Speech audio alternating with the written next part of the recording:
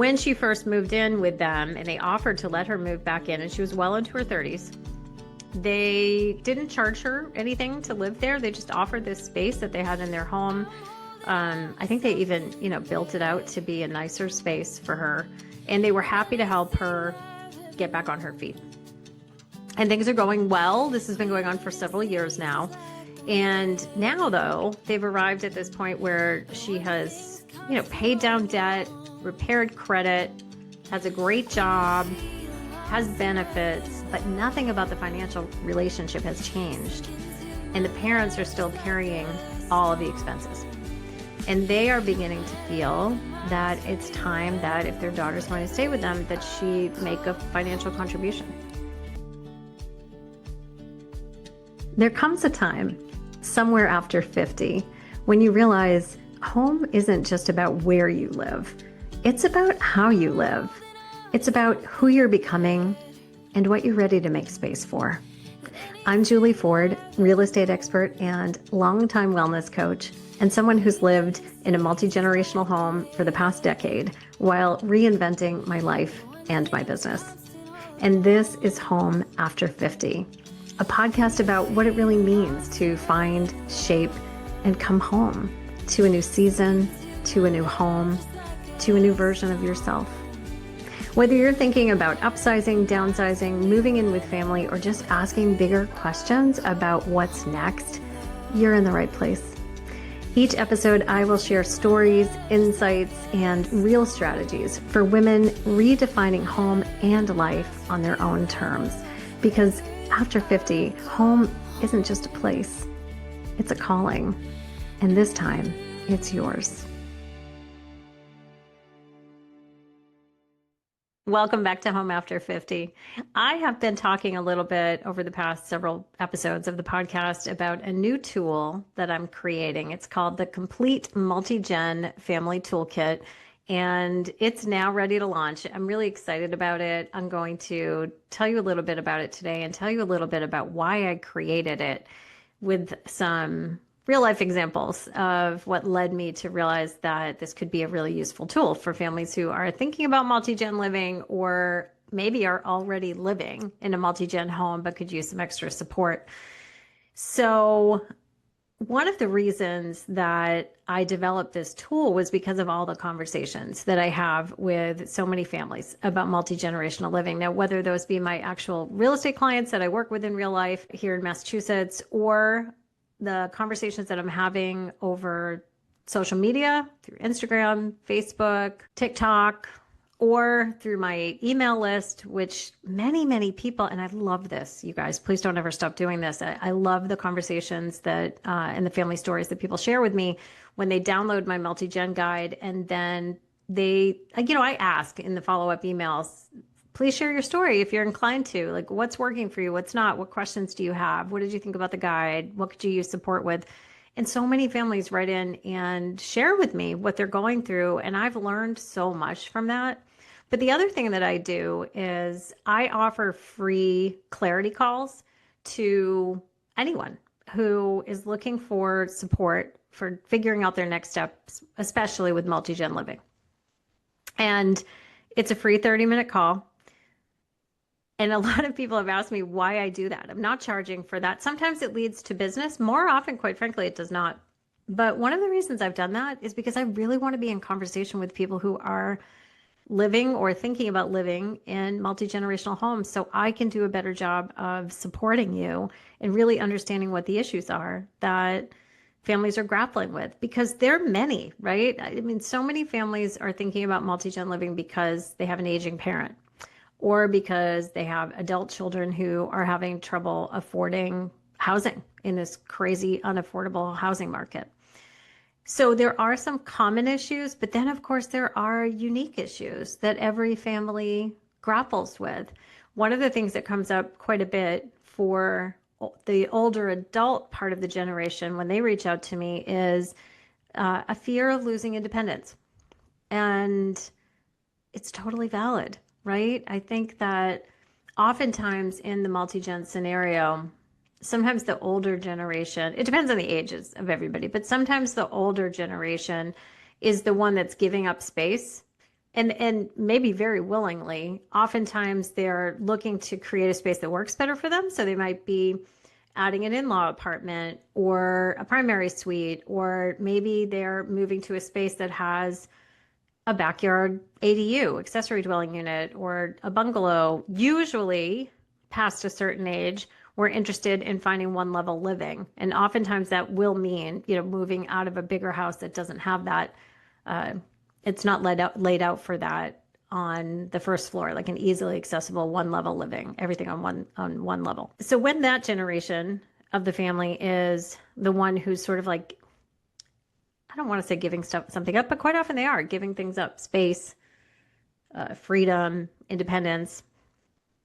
There's a fear there, right? That along with the giving up of, say, the space or the actual house, is a feeling of giving up control, giving up independence. And depending on your family dynamic, you could be worried that your children, your adult children, are going to be worried about you, whether you're going to have a fall. Look, I've lived this. I've been the one who's been worried. I remember years ago, my mom was out with my brother and she fell. And, she turned out she was okay. But the first thing she said was, "Don't tell your sister," because she knew I would worry. And I think and I hope I've gotten a little bit better about that now. So I'm not so much hovering as we've grown together. My mom and I living in this multi-gen home. This was actually prior to our living together because my dad was still alive. But, we worry about our parents as they're aging. And sometimes that worry can be burdensome to our parents. And we've got to be conscious of that when we're thinking about moving into a multi-gen home. So that fear of loss of independence is a big one. Lack of privacy, or worried about lack of privacy. There's so many issues that families worry about. But one of the things that I find that families most often confide in me that they're concerned about is money. And for some reason, finances do tend to be one of the harder things to talk about. Everybody loves to think about the house. That is the first thing that everybody thinks about. We get excited about a new space. Hey, I'm a real estate agent. I get it, right? I love to look at new houses. I love to think about how we're going to live in a space and help other families figure that out too. But oftentimes we're jumping to that fun part before we're having the conversations about some of the issues that can seem a little bit stickier. So this week I had a clarity call, and I'm going to change I'm going to give you really like the heart of the matter. I'm going to change a few details just to protect this person's privacy. But everything I say about what the family's going through and what can, be relatable to other families thinking about multi-gen living is true. So I had a clarity call this week, a free call with a couple that found me because they saw me on the news. On national TV a couple weeks ago. I had the opportunity to be on Fox and Friends again for the second time, which was such a great opportunity to, spread the message about multi-gen living. I'm so grateful for that.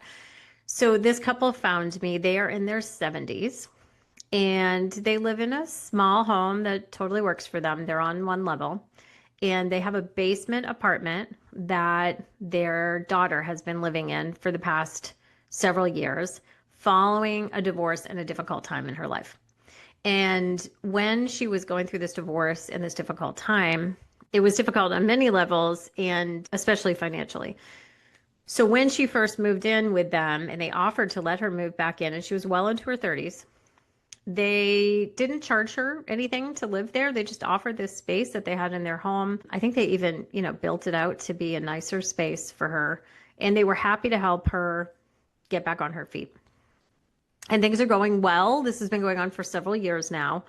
And now, though, they've arrived at this point where she has, paid down debt, repaired credit, has a great job, has benefits, but nothing about the financial relationship has changed. And the parents are still carrying all of the expenses.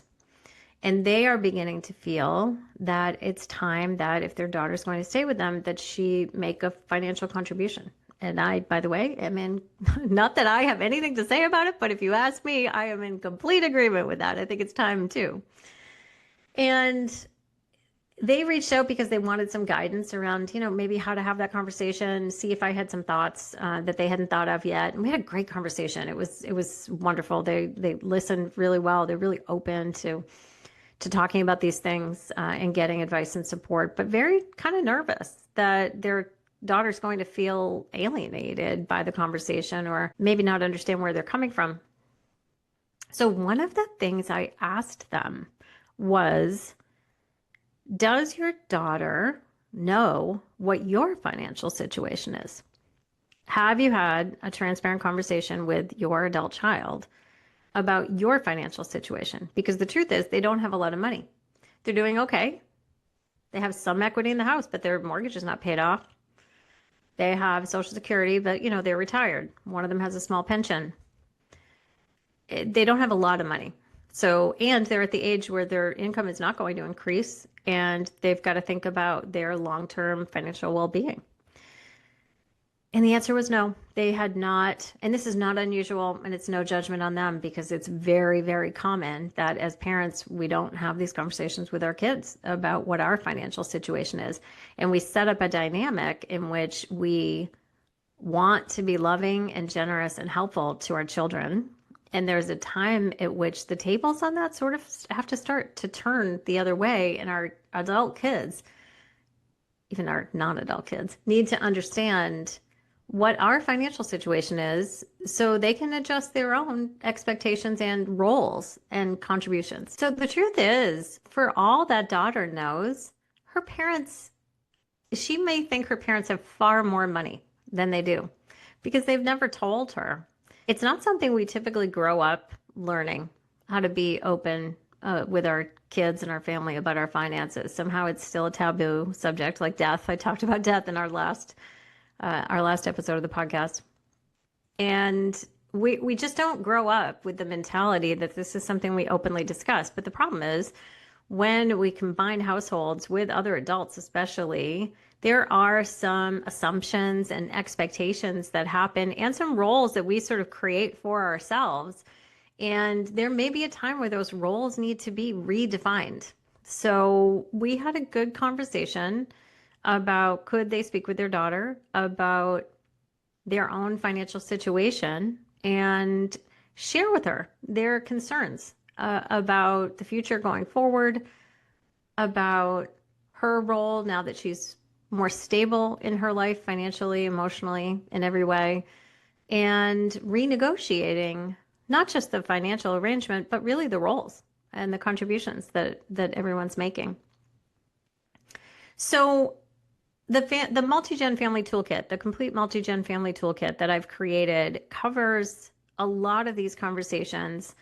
I call them kitchen table conversations that families really need to explore if they're going to successfully live in a multi-generational home. It also includes some prompts for these conversations in many different areas. And I'll share with you some of those areas. I shared some of these prompts on a previous episode of the podcast, but the guide goes a lot deeper into the areas and the prompts, and also gives some guidance on roles and responsibilities around the way we think of ourselves, not just lists of to do tasks or chores and who does what, but also like what we each bring to the table because of our unique skills. So I'm going to share a couple of those things right now. So if you think the toolkit is something that might be helpful to you, I'll share a link at the end of the podcast today about how you can access it. And I've really tried to keep it super affordable. And if you think it's something that could be helpful to you, here are some of the topics that we cover in terms of conversations that might need to happen. So one section is about money and contributions, another about privacy and boundaries, household responsibilities and chores, caregiving and changing needs, because there's a season for everything and nothing ever stays the same, as we all know. Conflict and emotional hotspots, holidays, traditions, togetherness, adult children moving back home, selling the long-term family home. Sometimes that's something that needs to happen when families are moving in together. Exit plans when living together isn't working anymore or just things need to change for one reason or another. Future planning, legacies, what ifs, blending different generations, grandparents, teens, toddlers, health, safety, and accessibility, emotional well-being and self-care, shared decision-making, and then also a section on welcoming new family members or partners into the family, because that changes too, right? People meet each other, bring new members into the family, which can be an exciting time, but it can be a tricky time too, especially if you're all living together. So there's also another section of the guide called family roles and responsibilities. And as I said, it's not necessarily about the individual tasks, but about the kind of roles that we take on. So I've broken this down into different categories. One are the primary roles.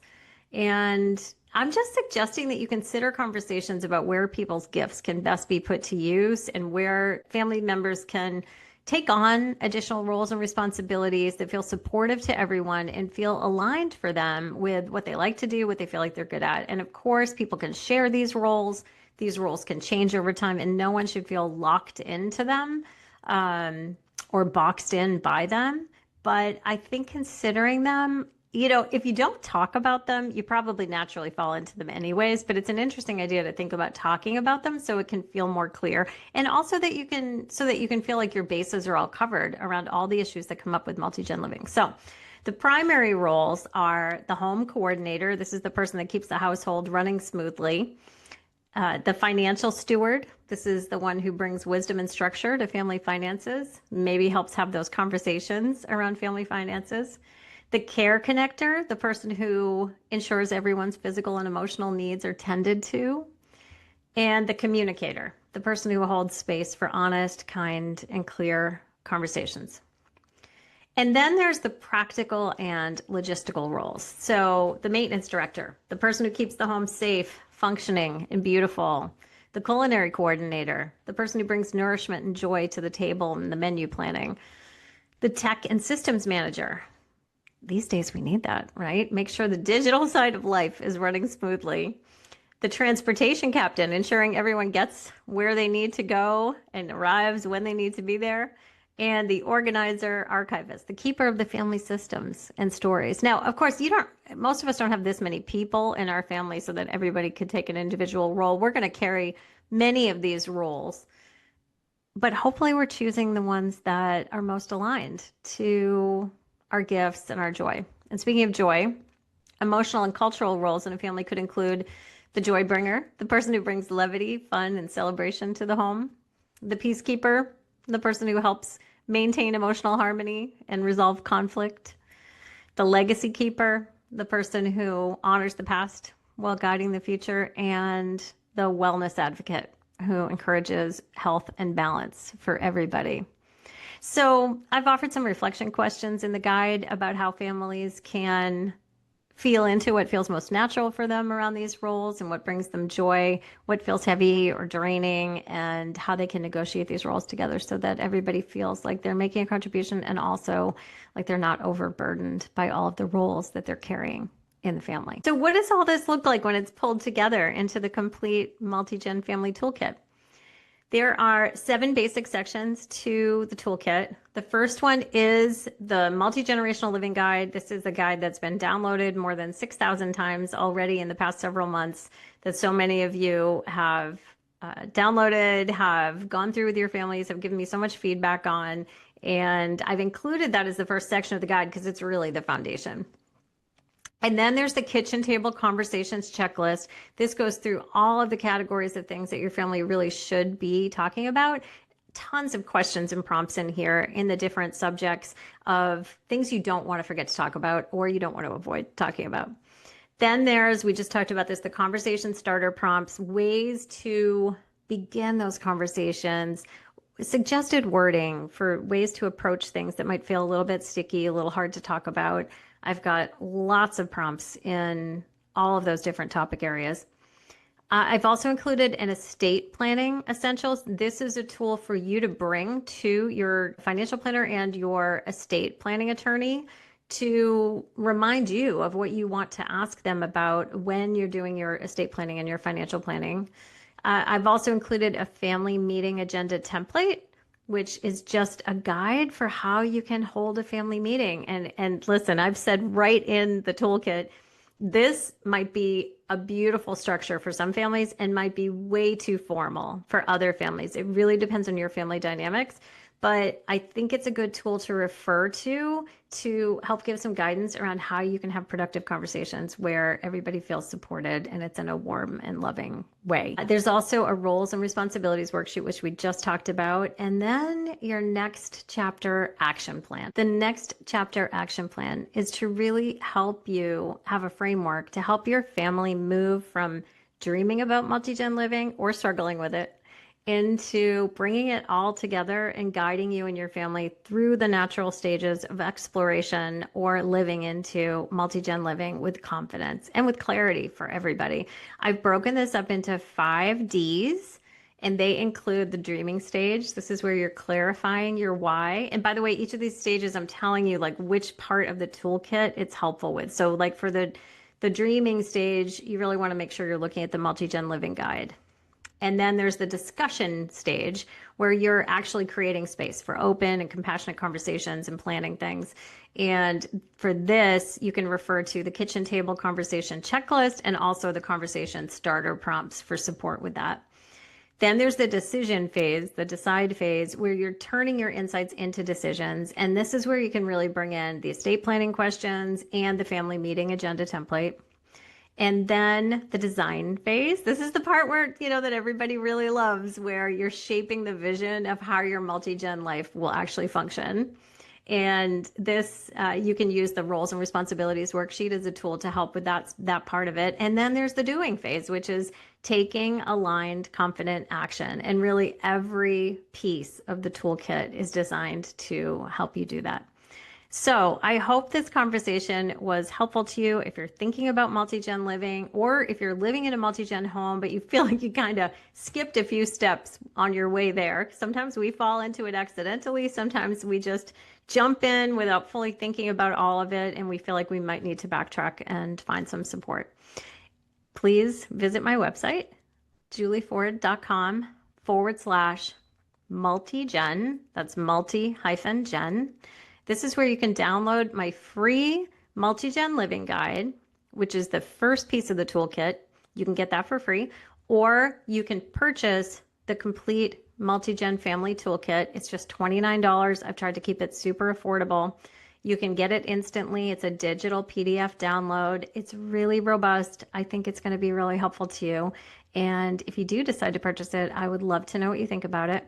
You can also, in there, I have all my contact information. You can book a free clarity call with me. I love to talk with you about your multi-gen plans, about your family, and find out what's going on for you and see if I can lend some support and guidance along the way. So thanks for listening. I'll see you in the next episode. Thanks so much for listening to Home After 50. If this episode resonated, I'd love it if you'd come hang out with me on Instagram. I am at It's Juli Ford, ITSJULIFORD. Just remember, no E on Julie. That's where I share ideas and behind the scenes about multi-generational living, real estate, business, and creating a next chapter that you love. And if you're curious about whether multi-generational living might be right for you, you can grab my free guide. It's in the link right in my Instagram bio. It's a simple way to get started imagining what's next. Because after 50, home isn't just a place, it's who we're becoming. See you next time.